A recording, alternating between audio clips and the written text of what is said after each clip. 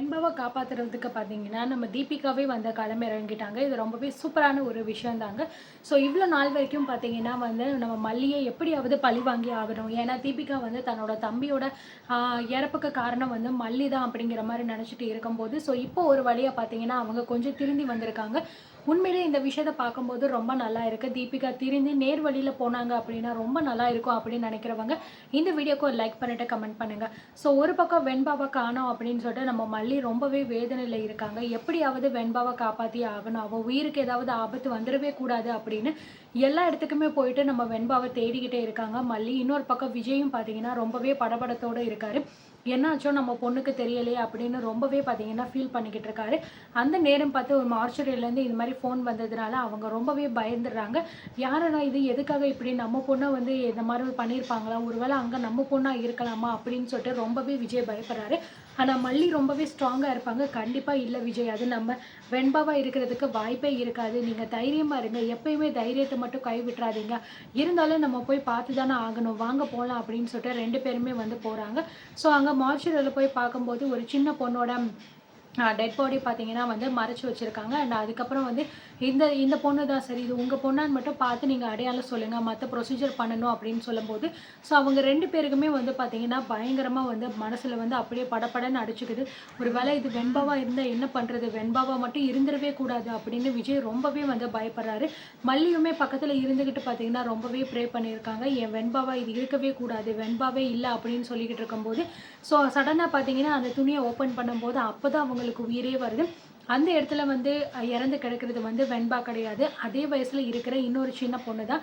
So actually இந்த ஒரு accident வந்து நம்ம வெண்பாவுக்கு தான் ஆக வேண்டியது. பட் அந்த பொண்ணுக்கு ஆக வேண்டியது தான் இந்த பொண்ணுக்கு ஆகியிருக்கு.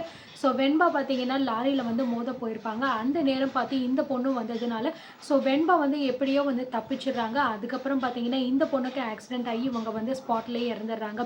அதுக்கப்புறம் இப்போ வெண்பா இல்லை அப்படிங்கிறது தெரிஞ்சதுக்கப்புறம் தான் 2 பேருக்குமே ரொம்ப ரிலாக்ஸ் ஆகுது. நான் தான் சொன்னேன்ல விஜய், நிச்சயமாக இது நம்ம வெண்பாவா இருக்காதுன்னு. அவளுக்கு எதுவும் ஆயிருக்காது. கூடிய சீக்கிரத்திலேயே அவள் நம்ம கிட்ட வந்துடுவா. நீங்கள் தைரியமாக இருங்க அப்படின்னு வந்து மல்லி விஜய்க்கு வந்து எவ்வளோதான் வந்து சப்போர்ட் பண்ணாலுமே மல்லிக்குமே மனசுக்குள்ளே ரொம்ப ஒரு பயத்தில் தான் இருக்குது. நம்ம வெண்பா எங்கே இருக்காளோ, என்ன ஆச்சோ அப்படின்னு அவளுக்குமே மனசுக்குள்ளே பயம் இருக்குது.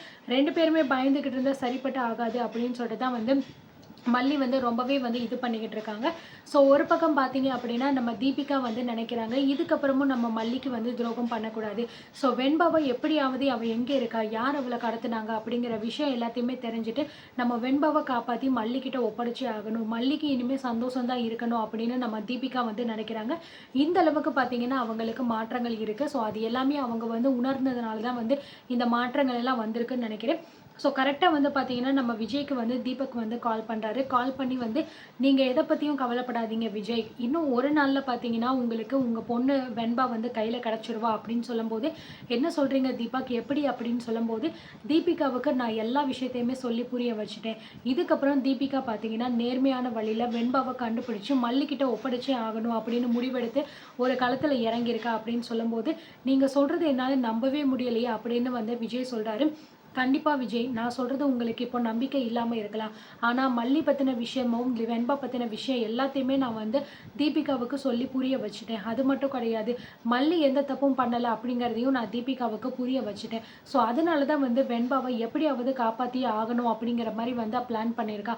அது மட்டும் கிடையாது, தீபிகா எப்பயுமே வந்து ரொம்ப நேர்மையானவங்க தான். அவங்க நேர்மை தவறுன ஒரே ஒரு விஷயம் உங்கள் ஒய்ஃப் வந்து மல்லி விஷயத்தில் மட்டும்தான். அதுவும் வந்து தன்னோட தம்பியோட இறப்புக்கு காரணமான மல்லியை விடக்கூடாது அப்படிங்கிற கோபத்தில் தான் அந்த மாதிரி முடிவு எடுத்திருக்காங்க. ஆனால் இப்போ வந்து அவங்க திருந்திட்டாங்க. ஸோ இந்த மாதிரி தீபிகா வந்து நேர்மையான வழியில் போயிட்டு தான் வெண்பாவை நான் காப்பாற்றுவேன். இன்னும் 24 மணி நேரத்தில் நான் வெண்பாவை காப்பாற்றி மல்லிக்கிட்ட ஒப்படைச்சிடுவேன். மல்லியோட சந்தோஷம் தான் எனக்கு ரொம்ப முக்கியம் அப்படின்னு அவள் சொல்லிட்டு போயிருக்கா. ஸோ நிச்சயமாக அவள் ஒரு விஷயத்தை எடுத்தா அப்படின்னா அதில் வந்து கண்டிப்பாக வெற்றி அடைஞ்சிருவான். நீங்கள் இதுக்கப்புறமும் பயப்படணும் அப்படிங்கிற அவசியமே இல்லை விஜய். மல்லிக்கிட்ட இந்த விஷயத்த சொல்லிடுங்க. இதுக்கப்புறமும் வெண்பாவை பற்றி நீங்கள் கவலைப்பட வேண்டாம். நிச்சயமாக வந்து தீபிகாவே வந்து இன்னும் 24 ஹவர்ஸில் வெண்பாவை கண்டுபிடிச்சு உங்கள் கையில் ஒப்படைச்சிருவாங்க அப்படின்னு சொல்லும்போது, இதை கேட்டு விஜய்க்கு வந்து ரொம்பவே நிம்மதியாக இருக்குது. உடனே காலை கட் பண்ணிவிட்டு விஜய் இந்த விஷயம் எல்லாத்தையுமே மல்லிக்கிட்ட சொல்கிறாங்க. ஸோ இந்த விஷயத்தை கேட்டு மல்லிக்குமே ரொம்பவே வந்து ஆச்சரியமாக இருக்குது. என்ன இது தீபிகாவை இப்படியெல்லாம் மாறினது அப்படின்னு சொல்லிட்டு, இன்னொரு பக்கம் அவளுக்கு இதெல்லாம் உண்மையா பொய்யா அப்படின்னு வந்து தோணிக்கிட்டு இருக்கு. ஸோ எனக்கு தெரிஞ்சு தீபிகா மாறிட்டா அப்படின்னு தான் வந்து தோணுது. அண்ட் உங்களுக்கு என்ன தோணுது? அண்ட் வெண்பாவை எப்படி தீபிகா கண்டுபிடிக்க போறா? இதுக்கு பின்னாடி யாரெல்லாம் இருக்கா? அப்படிங்கிற உண்மை எப்படி தெரிய வரும் அப்படிங்கிறது உங்களுக்கு தோணுச்சு அப்படின்னா கமெண்ட்ல சொல்லுங்க. அண்ட் கண்டிப்பாக நம்ம சேனல்லையும் சப்ஸ்கிரைப் பண்ணி வச்சுக்கோங்க.